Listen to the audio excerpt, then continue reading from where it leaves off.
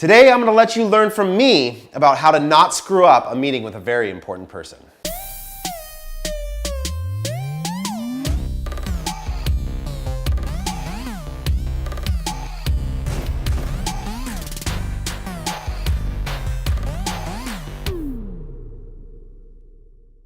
What's up, everyone? Welcome. We're at our new office. The set is a work in process, as you can see. We've got much more coming in terms of the set that we're going to be designing for a lot of our content moving forward. But today, who cares? It's still coming, but I wanted to complain. And I wanted to sort of use my screw-ups to offer you all something of value. Yesterday, for those of you that follow me on Instagram, you may have seen I had a chance to go up and be on a podcast with Gary Vee. Gary has been a supporter of CTC. He and my partner Jordan have become close friends. And so he's always trying to offer ways that he can be supportive and helpful to us, which I'm so appreciative of. And so yesterday, a few of us got a chance to go up and do a podcast and record with him for 30 minutes up in Vayner, LA. He was in town, which was super fun, and I'm very appreciative to Gary for his continued support. But one of the things I learned about that experience, and I think that would be valuable for all of you, is that if you're going to get an opportunity to go meet with somebody who is that busy, who has that many things on their plate, and has very little context for you in your life, you really have to plan to make the most of it.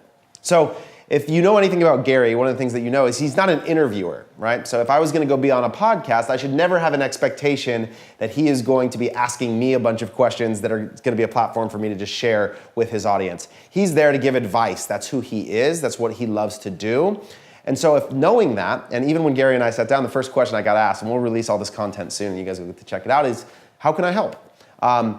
And that is what I would say is the key thing that I would encourage any of you who have a chance to go have a meeting with somebody who's very important to you or that has a lot of potential value to your business, is that you need to do the work up front in answering that question. How can they help you?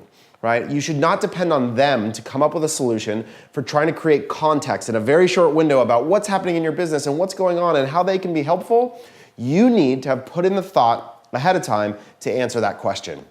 So that when you go into this meeting, and again, remember 30 minutes or 45 minutes or a coffee or whatever the framework is really a very short period of time. So you need to pick one specific thing that they can be really helpful with.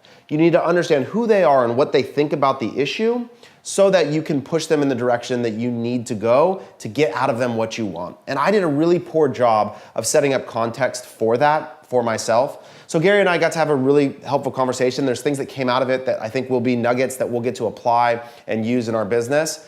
But I didn't do enough prep work to really focus on what is the most valuable thing I can get out of this time, and what should I be asking for? What questions should I be going for to try and get? And what is the outcome that is best case scenario for me?